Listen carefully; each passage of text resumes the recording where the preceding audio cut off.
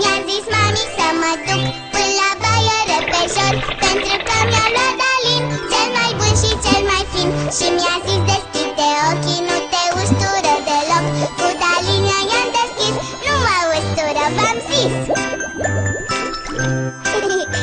Dalin, șamponul preferat al copilului.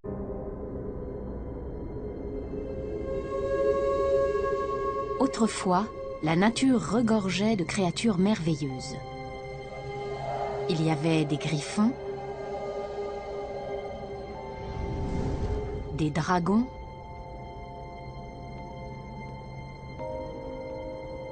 des licornes, des êtres mi-hommes, mi-bêtes. Mais les créatures les plus étranges de toutes étaient les plantes mangeuses d'hommes. Au XIXe siècle, on aurait découvert un arbre mangeur d'hommes dans la jungle malgache, ainsi qu'un autre en Amérique centrale et du Sud, dénommé Yateveo, en espagnol « je te vois ». Ces arbres auraient été dotés de tentacules qui, tels de grands serpents verts, se seraient resserrés sur leur proie avec la ténacité sauvage des anacondas. Ces arbres mangeurs d'hommes se sont révélés être de pures inventions occidentales. Néanmoins, comme toutes les bonnes histoires, elles renfermaient une part de vérité. Lorsque les naturalistes de l'époque explorent les versants du mont Kinabalu, sur l'île de Bornéo, ils observent une chose étrange. De gigantesques plantes en forme d'urne. Et à l'intérieur de l'une d'elles, ils découvrent le cadavre partiellement digéré d'un rat. Cette découverte fait sensation et inspire tout particulièrement le plus grand naturaliste de l'époque victorienne, Charles Darwin. Il conduit un certain nombre d'expériences qui révèlent que de nombreuses espèces de plantes sont carnivores. Elles attrapent des insectes et les digèrent. Et pour attirer leurs victimes dans leur piège fatal, elles utilisent d'incroyables astuces.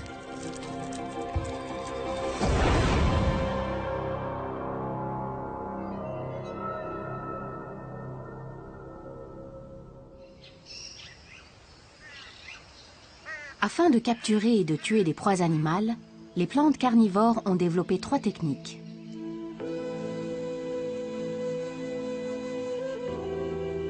L'une d'elles est la technique du papier tue-mouche. La plante sécrète une substance gluante, le mucilage, à laquelle les insectes restent collés.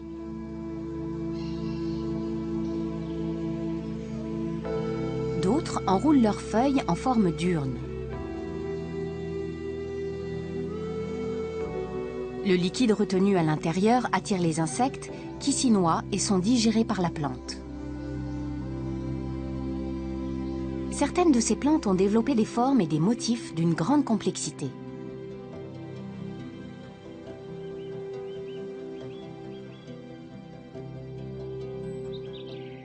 La troisième méthode consiste à emprisonner mécaniquement les proies. Tel un piège à souris, la plante se referme sur les insectes venus s'y nourrir. En découvrant ces plantes, les naturalistes n'en croient pas leurs yeux.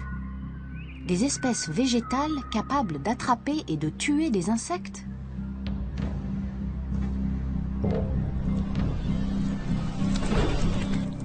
Un spécimen est envoyé au plus célèbre botaniste de l'époque, le Suédois Carl von Linné. Mais celui-ci décrète que l'idée qu'il existe des plantes carnivores est une abomination qui contredit l'ordre établi par Dieu, un véritable blasphème.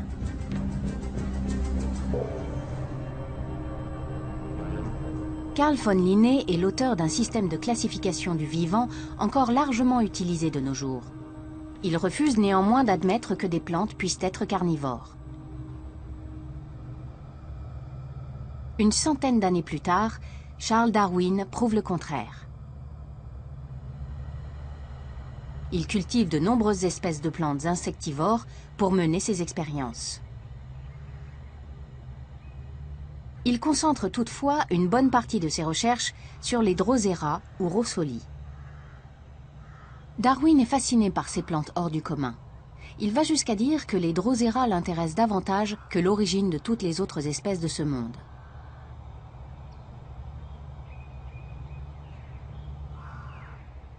Le Drosera appartient à ce type de plante auquel les insectes restent collés comme sur du papier tue-mouche.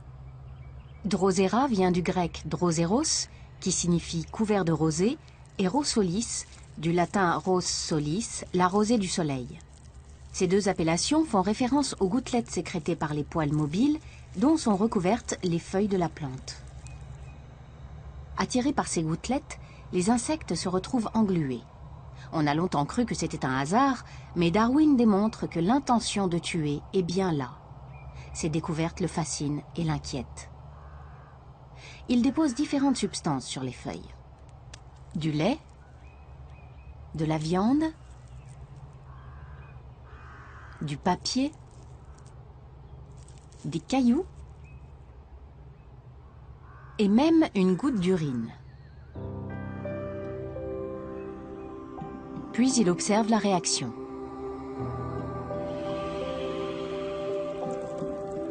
Les tentacules de la plante se referment sur la goutte de lait. De même avec la viande et la goutte d'urine.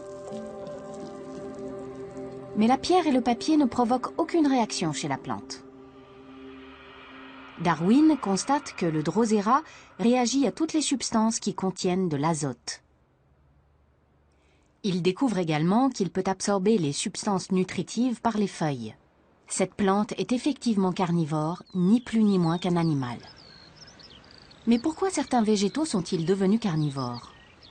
La plupart vivent dans des habitats comme celui-ci, des zones marécageuses où le sol est pauvre en substances nutritives et contient peu d'azote. Les meilleures sources d'azote crapahutent ici sur 6 pattes. Il suffit donc à la plante d'attraper des insectes pour se nourrir plus que suffisamment.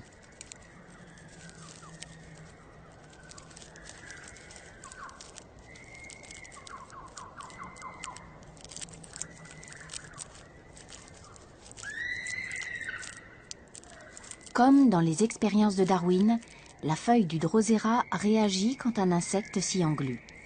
En l'espace d'une demi-heure, pareil à de minuscules tentacules, ces pédoncules emprisonnent l'insecte, puis la feuille se referme sur sa proie.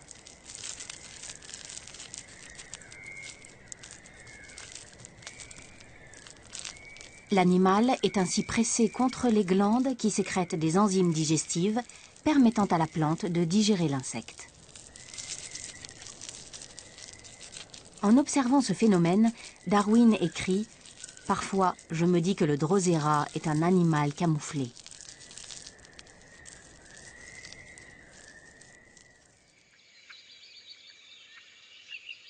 Dans les marais de Floride, les plantes rivalisent avec les prédateurs du règne animal.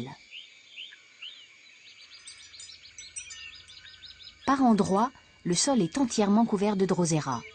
Ce sont des lieux où grouillent les proies.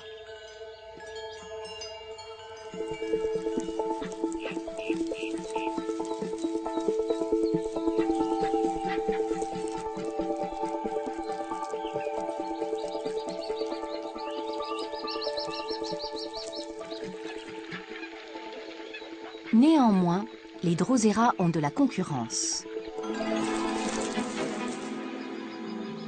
Ceci est une araignée loup. L'araignée loup tisse sa toile sur la litière forestière. Quand quelque chose remue sur la toile, les vibrations avertissent l'araignée.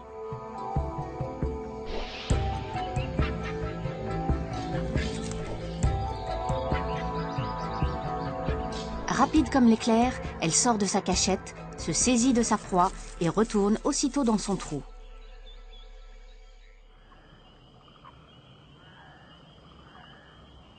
Quand les proies se font rares, les araignées loups construisent de plus grandes toiles et les Drosera ont moins à manger.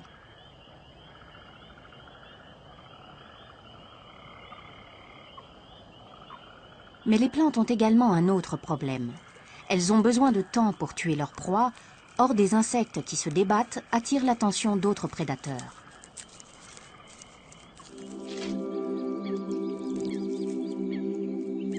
piège à mucilage fonctionne tellement bien que d'autres espèces végétales l'ont adopté. Ces plantes sont des Rhoridula gorgonia. On ne les trouve qu'en de rares endroits d'Afrique du Sud. Comme celles du Drosera, leurs feuilles sont couvertes de poils terminés par une glande qui produit une sorte de glu, mais cette fois, il s'agit de sécrétions résineuses. Ces gouttelettes de résine, nettement plus collantes, permettent à la plante de capturer des insectes bien plus gros et plus forts. Mais les feuilles du Rhoridula ne sont pas équipées de glandes digestives. Alors, que faire de ces proies? La plante a besoin d'aide, notamment de celle d'une punaise appelée Pameridea rhoridulae qui vit en symbiose avec elle. Son corps est recouvert d'une substance antiadhésive qui lui permet de se déplacer sur la plante sans s'y engluer.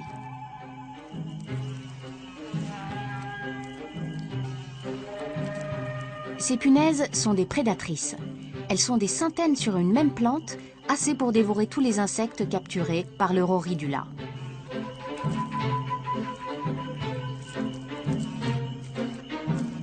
Les punaises sont prudentes, leur proie étant souvent bien plus forte qu'elles.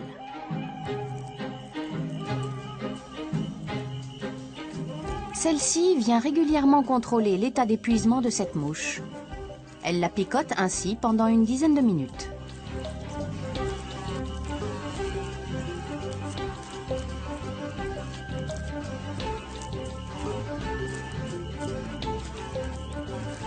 De plus jeunes punaises approchent maintenant dans l'espoir de participer au festin.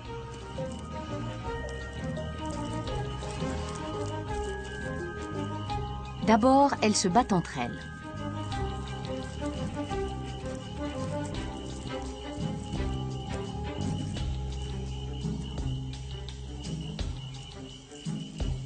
Entre-temps, la mouche est presque morte. Les punaises peuvent commencer à festoyer. Ces petits insectes sont pourvus d'un aiguillon long et fin comme l'aiguille d'une seringue avec lequel elles piquent la mouche agonisante et aspirent ses fluides corporels. D'autres punaises fraîchement arrivées se joignent à cette joyeuse tablée.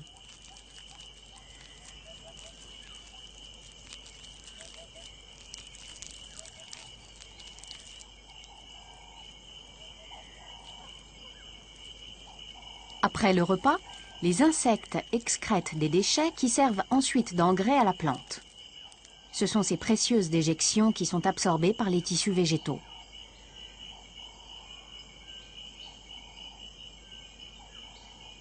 Rhoridula et Pameridea rhoridulae, la plante et la punaise, ne pourraient pas exister l'une sans l'autre.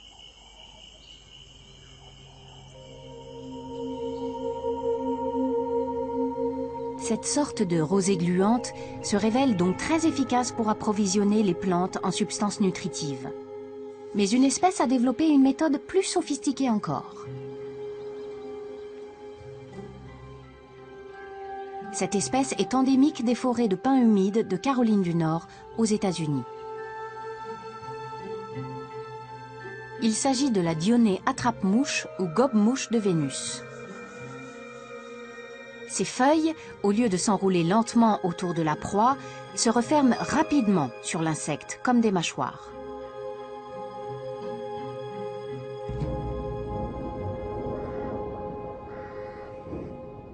Darwin se fait envoyer des spécimens et les cultive dans sa serre afin de les étudier de près.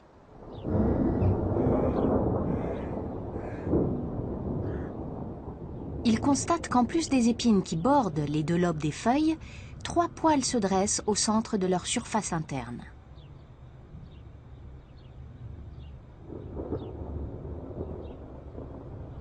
Il suppose que ces poils provoquent la fermeture des mâchoires. Or, lorsqu'il touche l'un des poils, le piège ne se referme pas systématiquement. Ce n'est que lorsqu'il touche un deuxième poil ou le même poil une seconde fois que la plante réagit.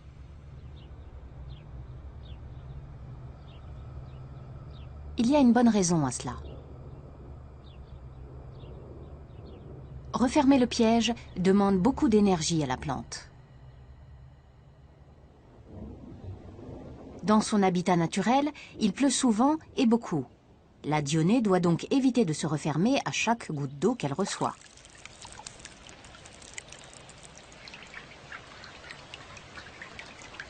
Si deux poils doivent être touchés, ou le même poil 2 fois de suite pour que s'enclenche le mécanisme, la probabilité pour que les lobes se referment inutilement est moindre.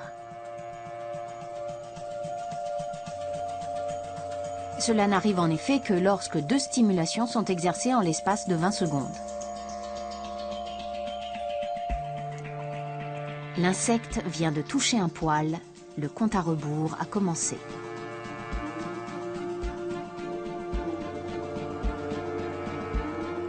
Un deuxième contact et le piège se referme sur lui. Les insectes réagissent rapidement, mais le gobe-mouche de Vénus est plus rapide encore. Sa mâchoire se referme en une fraction de seconde. Pour pouvoir en observer le mécanisme, l'image est ici ralentie 80 fois.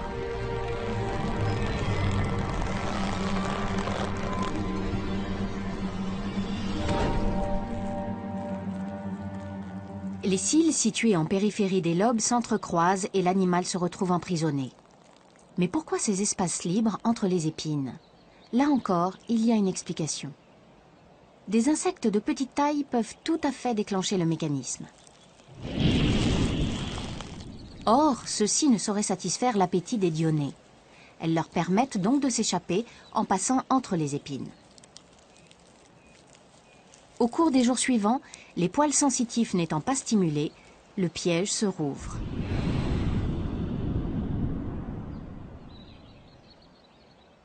Les insectes de taille plus importante sont en revanche définitivement enfermés. Leur tentative de fuite stimule les poils en continu, si bien que les lobes de la feuille se resserrent de plus en plus au fil des heures. Leur face interne sécrète des substances qui tuent l'insecte et le digèrent.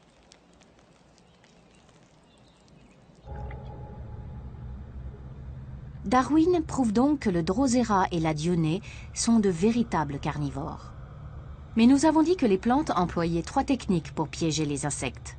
Voici donc la 3e, le piège à urne. Darwin n'est pas sûr que l'on puisse ranger ce type de végétal dans la catégorie des plantes carnivores.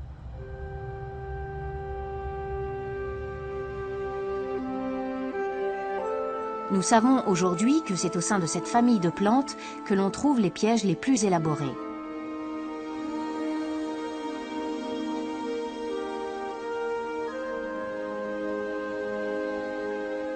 Au fil de l'évolution, un certain nombre d'espèces se sont développées en différents endroits de la planète, indépendamment les unes des autres.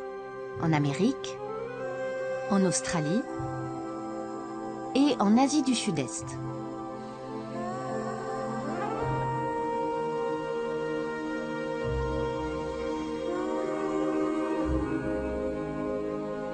Toutes sont spectaculaires par leur forme et leurs motifs. Mais c'est là une beauté fatale.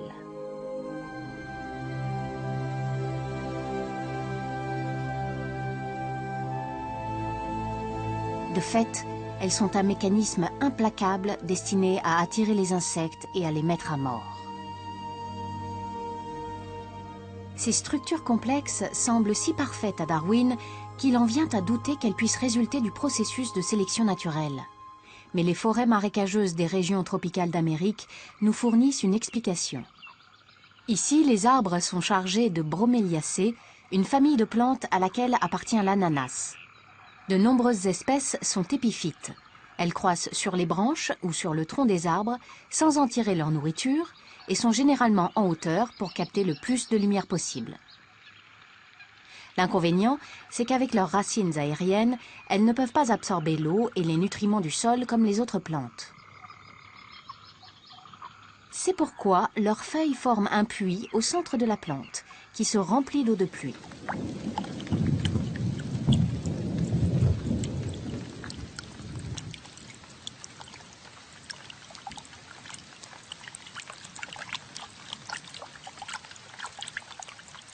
Ce puits accueille aussi les feuilles tombées des arbres environnants, si bien que la plante a quantité de substances nutritives à disposition dans son réservoir privé. Qui n'est pas si privé que ça. De nombreux animaux de petite taille utilisent en effet le puits des broméliacées comme de petits étangs miniatures. En Amérique du Sud, les grenouilles venimeuses de l'espèce Philobate terrible vont de plante en plante à la recherche d'un puits encore inhabité pour y élever leurs têtards en toute sécurité. À partir de ce principe relativement simple, se sont développés les pièges les plus élaborés.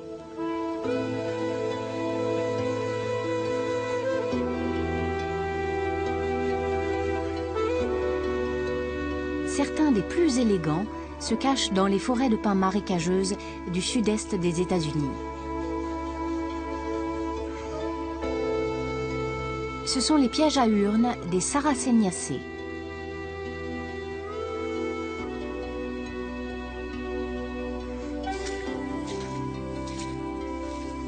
Stuart McPherson, chercheur en biologie, a découvert de nombreuses nouvelles espèces de plantes à urnes. Il a exploré les marécages américains pour dénicher les espèces les plus spectaculaires.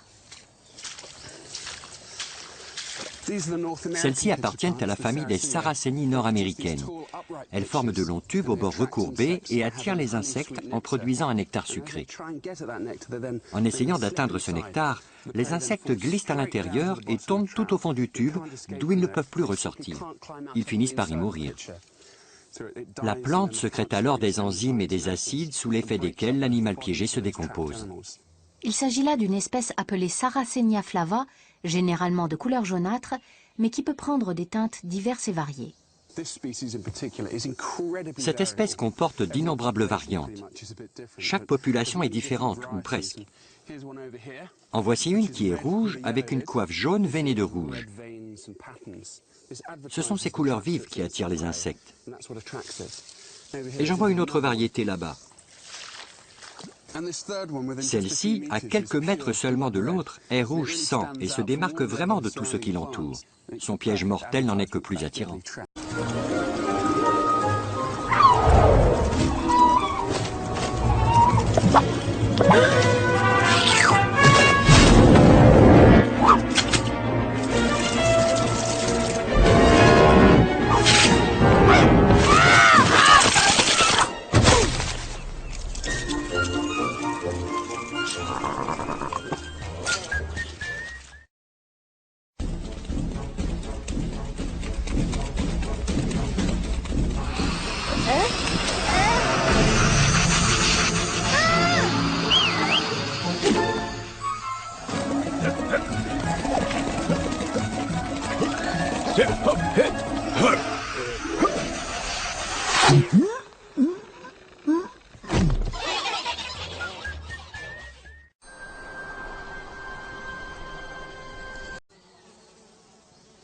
Il y a 8 espèces de Sarracénie.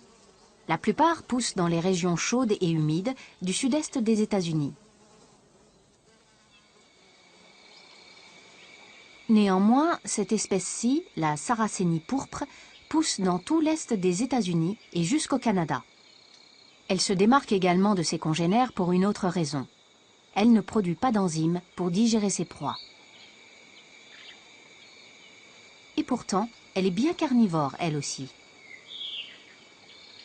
Elle sécrète un nectar et est tapissée de poils obliques orientés vers le bas. Un piège tout aussi efficace et mortel que celui de ses cousines. Mais comme le Roridula, elle a besoin d'aide pour digérer ses proies. Les insectes emprisonnés se noient et coulent au fond du puits où la larve d'un moustique, le Metriocnemus knabi, se charge de les déchiqueter, libérant ainsi de minuscules particules de matière organique.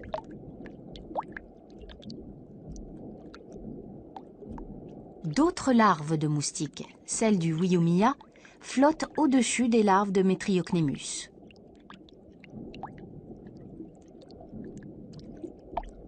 Leur appareil buccal ressemble à des brosses. En s'agitant, elles produisent des courants qui font affluer les particules dans leur direction et leur permettent de les absorber. Les deux larves rejettent leurs excréments dans l'eau. Ceux-ci regorgent de nutriments que la plante peut alors absorber.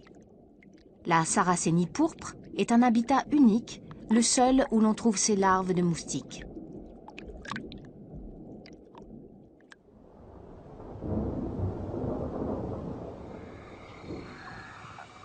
d'autres espèces de Sarracénie peuplent le Nouveau Monde. On en trouve une palette particulièrement variée en Amérique du Sud.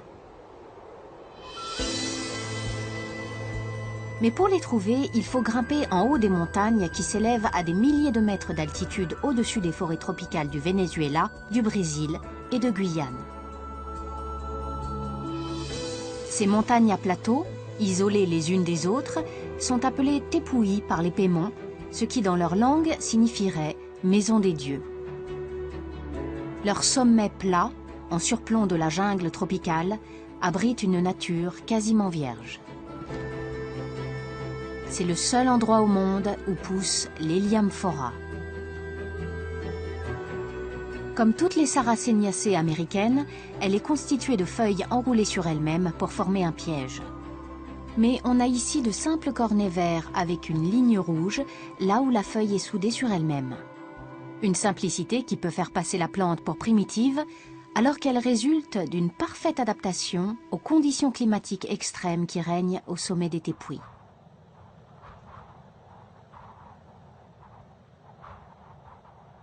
Les parois abruptes de la montagne entraînent vers le haut l'humidité de la forêt tropicale située en contrebas et provoquent des pluies diluviennes. Il pleut presque en continu sur les reliefs tabulaires des Tepuy, ce qui pourrait s'avérer problématique pour les Heliamphora.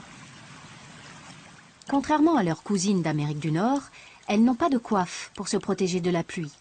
Par conséquent, on pourrait penser que l'urne se remplit parfois tellement que les précieux nutriments emmagasinés se retrouvent dilués, voire que l'urne se renverse. Mais étrangement, le niveau de l'eau ne varie pas, même lorsqu'il pleut.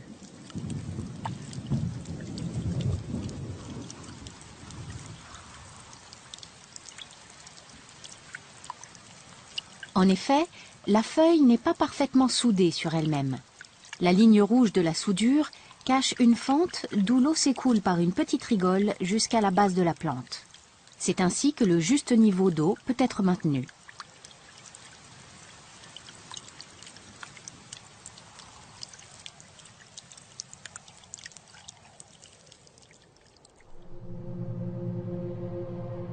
Un autre genre de Sarraceniacées prospère en Amérique. Ces plantes-là vivent dans les montagnes de Californie et de l'Oregon, où elles peuvent atteindre quasiment 1 mètre. Il s'agit de la Darlingtonia californica ou plante cobra. L'entrée de l'acidie, l'organe en forme d'urne, est discrète, cachée sous une sorte de coiffe bulbeuse dont la partie supérieure est tachetée de blanc. Ces taches sont autant de petites fenêtres translucides à travers lesquelles les insectes peuvent voir le monde extérieur. Mais la plante ne leur fait miroiter la liberté que pour mieux les prendre au piège.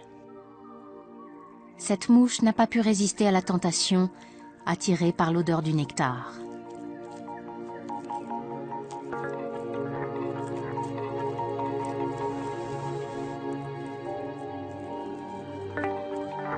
Une fois à l'intérieur, son instinct entraînera sa perte.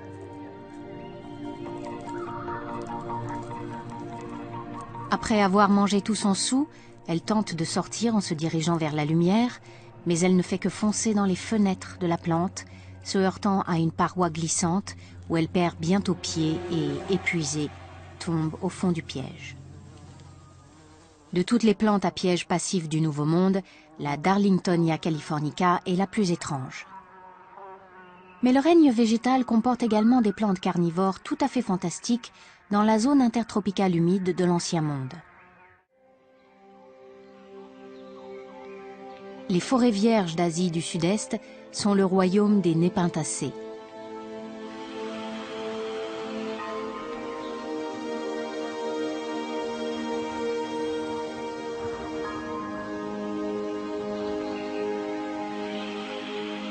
Ce sont pour la plupart des plantes grimpantes, dont les tiges qui peuvent atteindre plusieurs dizaines de mètres se faufilent à travers les branchages. Leurs magnifiques acidies se forment aux extrémités vrillées des lianes.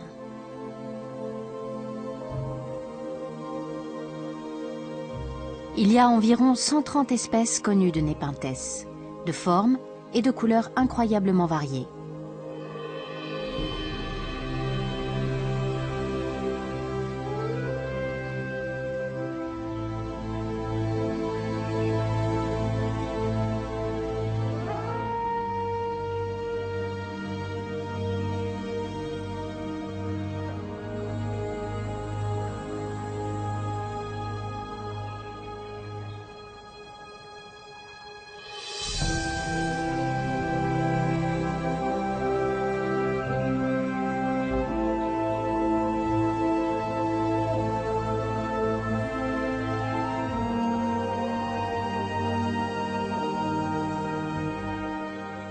Les plus extraordinaires poussent ici, sur les flancs du mont Kinabalu, sur l'île de Bornéo.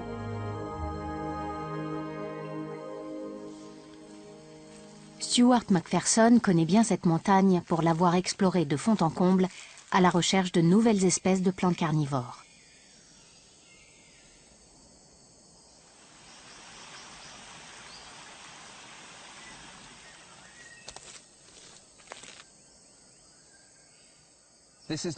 Nous avons là un Nepenthes raja. Celui-ci est encore jeune. De toutes les plantes à piège passif, c'est l'espèce qui possède la plus grande urne. Les pièges peuvent atteindre 2 fois cette taille.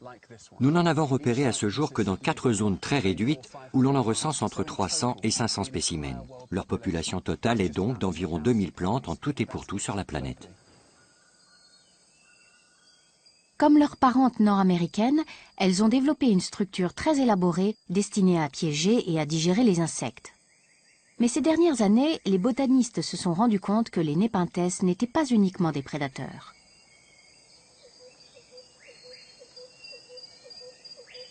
Celui-ci est le Nepenthes bicalcarata, autrement dit à 2 éperons.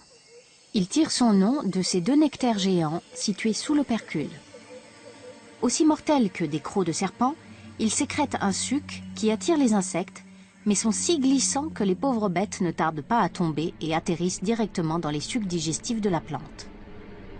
Mais il y a aussi des insectes qui vivent à l'intérieur de l'acidie. Une certaine espèce de fourmi. Celles-ci parviennent à descendre le long des parois glissantes de l'intérieur de l'urne et même à nager dans le liquide qu'elle contient pour y prendre de la nourriture.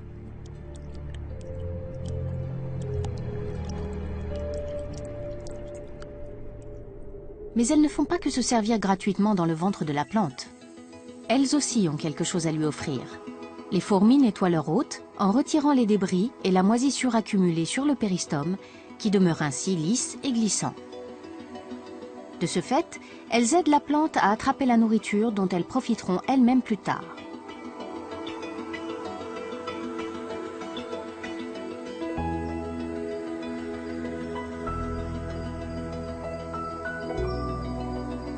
Le Nepenthes sert également de refuge aux fourmis qui creusent une ouverture dans un renflement de la liane et peuvent ainsi y faire leur nid.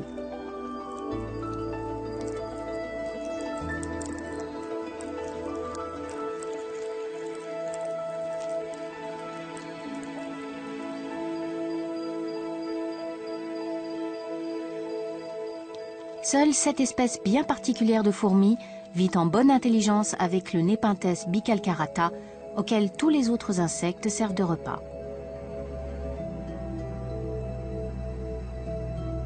D'autres plantes carnivores ont développé des relations symbiotiques.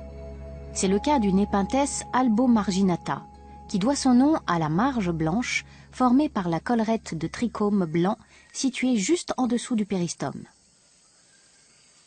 Chien Li est botaniste et connaît la flore extrêmement variée de ces forêts comme sa poche.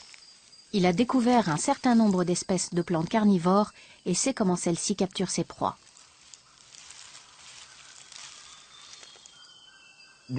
Ça, c'est un Nepenthes albomarginata. C'est l'une des plantes à urnes les plus singulières. Elle a une bande blanche autour du péristome qu'on ne retrouve chez aucune autre espèce du genre. On a découvert récemment qu'elle attirait les termites. Celles-ci se nourrissent des petits poils blancs de la collerette et en venant s'approvisionner, beaucoup tombent à l'intérieur du piège. C'est donc une plante mangeuse de termites. Ce phénomène est très difficile à observer dans la nature. On trouve des Nepenthes albomarginata dépourvus de leur bande blanche et remplis de termites, mais il est très rare de voir les termites à l'œuvre. Et pour cause, cette plante n'attire qu'une seule espèce de termite, principalement active la nuit.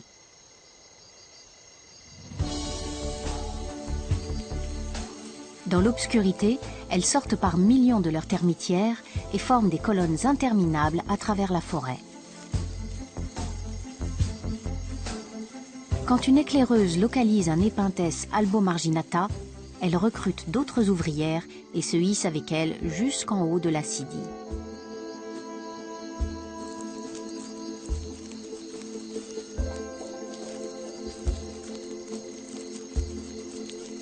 Les petits poils blancs sont irrésistibles et elles s'en repaissent goulûment.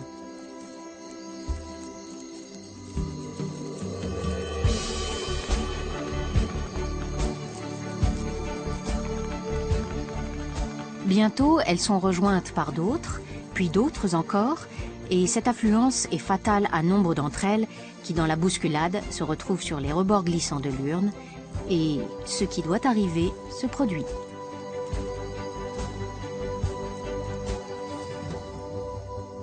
C'est par hasard que les termites dénichent des népenthes à collerette blanche. Cette affluence de proie n'est donc pas monnaie courante pour la plante. On peut facilement repérer lesquelles ont festoyé la nuit précédente.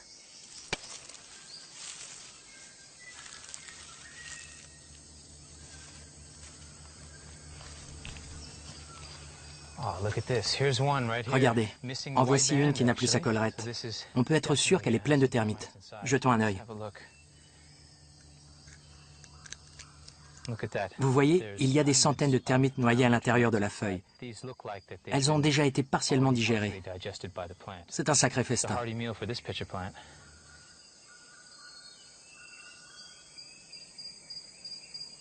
Au fil de l'évolution, certaines plantes carnivores sont devenues végétariennes.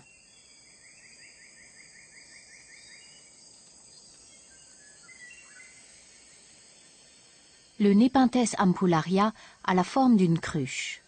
Avec son opercule minuscule recourbé vers l'arrière, l'urne est exposée à tout ce qui tombe de la canopée.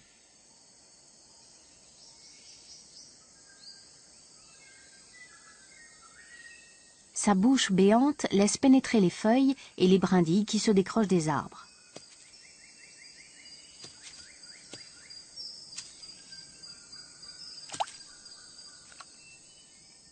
À l'intérieur de la cruche, divers petits arthropodes se chargent de manger les feuilles et excrètent des nutriments dont la plante se nourrit.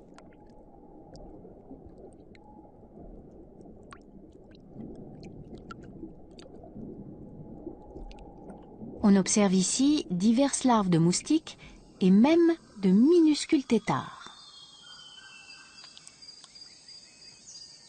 Ces têtards sont ceux de la Microhyla nepenticola, une grenouille pas plus grande qu'un petit pois qui aime déposer ses œufs dans cette petite mare privée à l'abri du danger.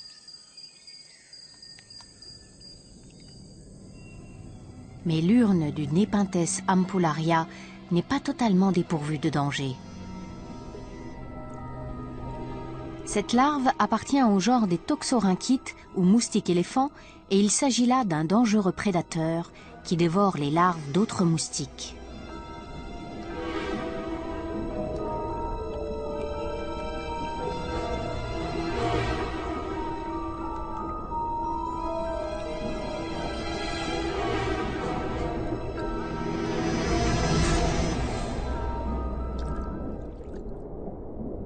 Il ne lui faut pas plus de quelques minutes pour manger une larve tout entière.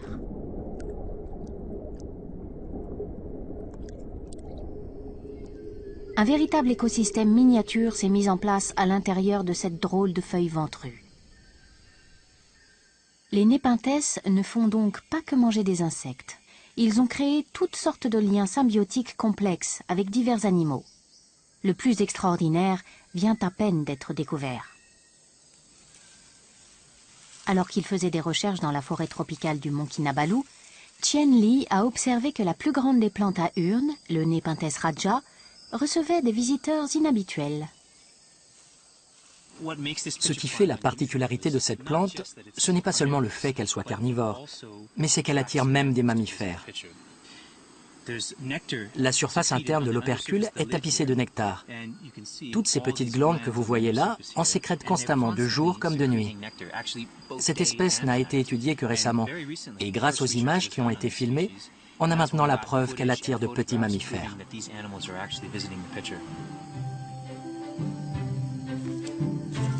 L'animal observé par Tien Li est un petit Tupaya montana. Il prend appui sur le rebord de l'urne pour lécher le nectar qui recouvre l'intérieur du couvercle. Ces petits mammifères savent où se trouvent tous les Nepenthes de ce type sur leur territoire et leur rendent visite à tous, les uns après les autres. Mais quels bénéfices en tirent les plantes? En venant s'y nourrir, les Tupayas urinent et défèquent dans l'acidie et complètent ainsi l'apport en nutriments de la plante.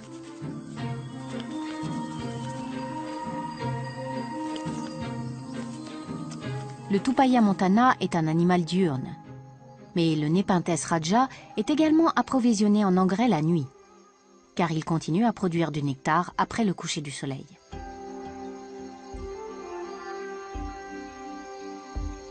Et ce nectar attire alors le Rattus baluensis.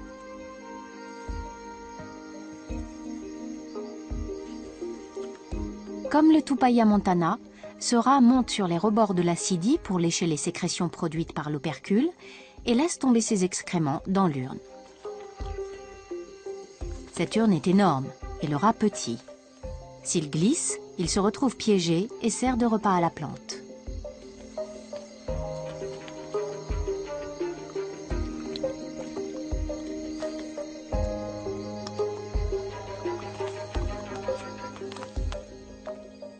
Toutefois, selon Stuart McPherson, il s'agit là d'un simple accident. En fait, ce n'est pas ce qu'on pourrait croire. La plante n'est pas conçue pour capturer des vertébrés, mais pour piéger et tuer les insectes. Ce n'est que dans certaines circonstances tout à fait fortuites que l'appât destiné aux insectes attire et tue les rongeurs ou autres petits mammifères. Et ceux-ci ne tombent que rarement dans l'urne et ne restent coincés que dans les plus grosses dont ils n'arrivent pas à escalader les parois. Alors, ils se noient et sont finalement digérés par la plante. On retrouve parfois des squelettes à l'intérieur des urnes. Découvrir un rat mort à l'intérieur d'un Nepenthes est relativement rare. Lorsque c'est arrivé pour la première fois sur les flancs du mont Kinabalu, la nouvelle a fait sensation. Un heureux hasard qui a largement contribué à élargir nos connaissances en matière de plantes carnivores, car il a incité Darwin à étudier d'encore un peu plus près ces plantes et leur drôle de vie. Récemment, Stuart McPherson a pris cette photo d'un rat prisonnier d'une urne géante. Comme le dessin d'autrefois, ce cliché a fait sensation.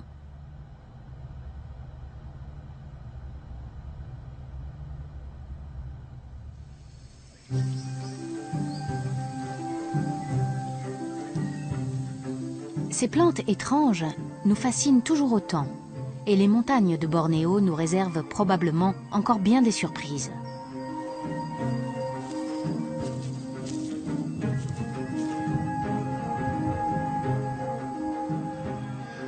J'ai exploré environ 200 montagnes à la recherche de nouvelles espèces et j'en ai découvert une douzaine au cours des dernières années. Mais il y a encore des centaines de montagnes à explorer. Il doit donc y avoir encore des dizaines et des dizaines d'espèces à découvrir. Nous commençons seulement à comprendre les relations incroyablement complexes qui existent entre les plantes et les animaux et autres organismes. Il faut donc s'attendre à faire encore de fabuleuses découvertes. Les récits fantastiques du 19e siècle sur les plantes mangeuses d'hommes ont fait frémir les gens de l'époque. Mais les découvertes de ces dernières années ont montré que dans le monde des plantes carnivores, la réalité dépasse la fiction.